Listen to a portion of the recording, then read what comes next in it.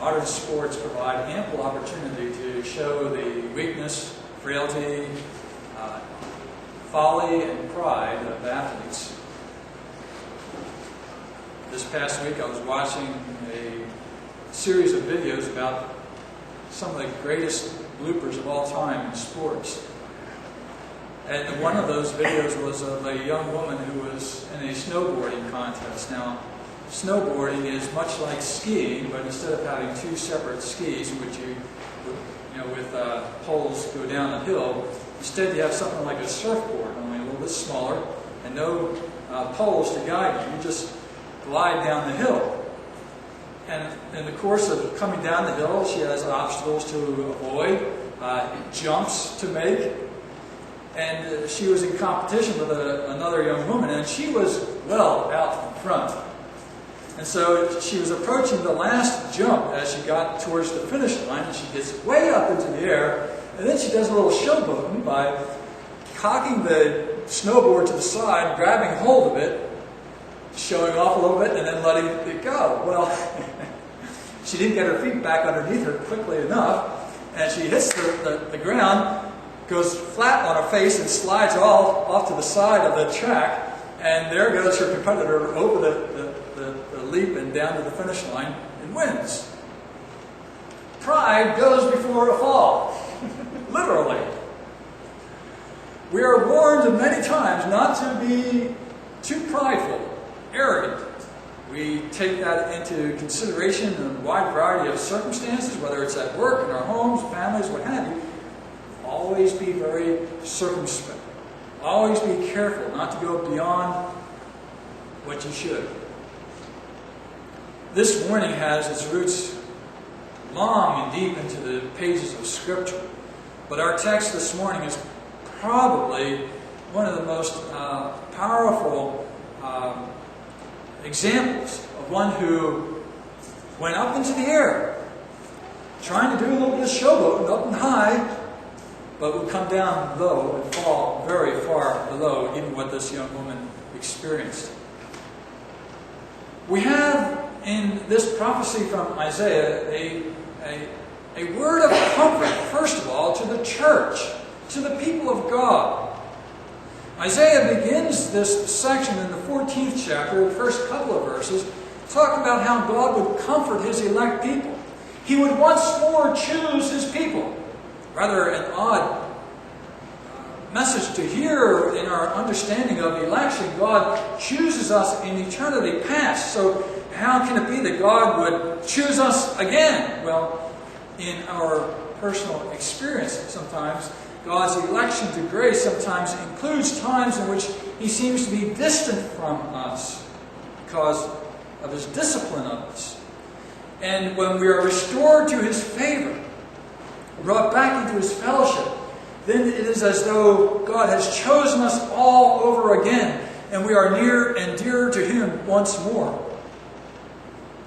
Isaiah is going to talk of a time when God would in fact reject His people for a period of time, and the rejection would be so severe that the old theocracy, the old economy, would collapse.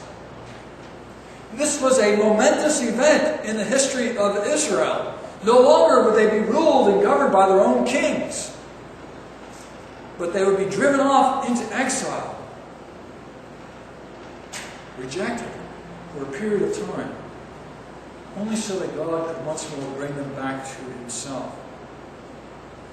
Now, in the process of comforting His elect people, in view of the historic changes and troubles that they experienced, God gives them a vision of what will come to those who torment them, those who oppress them and make life utterly miserable for them.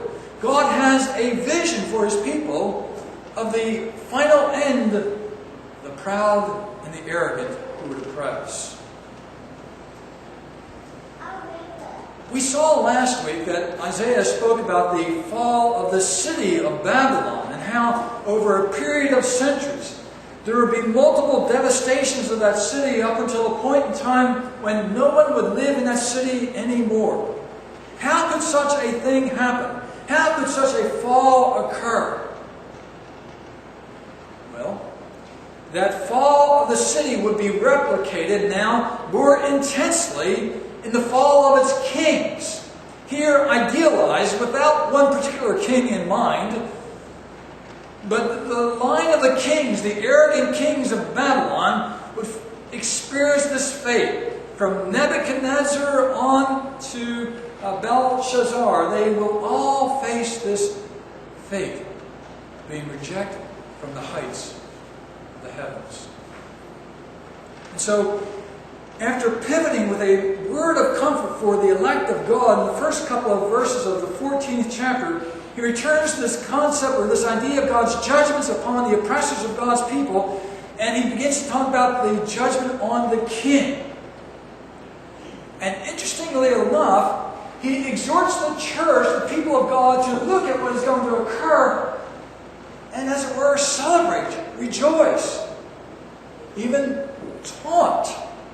Now, once more, sports analogies occur here. When you recall in the NFL, when a football player scores a touchdown and goes into the end zone, there's this no taunting rule where the football player cannot do something in a celebration that is taunting his opponent. That's not very gracious. And we can't allow our sports athletes to do this kind of thing. But here, God, as it were, tells His church that there will come a time when you will take up this taunt. Literally, I think the Hebrew word is proverb, but I think the NIV captures the sense, the nuance of the word here with the idea of taunting. There is a sense of celebration and joy over the defeat and downfall of the wicked. Not out of personal animosity, but rather rejoicing that this one who would set himself up against God and His kingdom and ways will nonetheless be driven down to the earth and even below the earth. There is a rejoicing in the exaltation of God and the discomfiting of His enemies, those who would arrogantly put themselves up.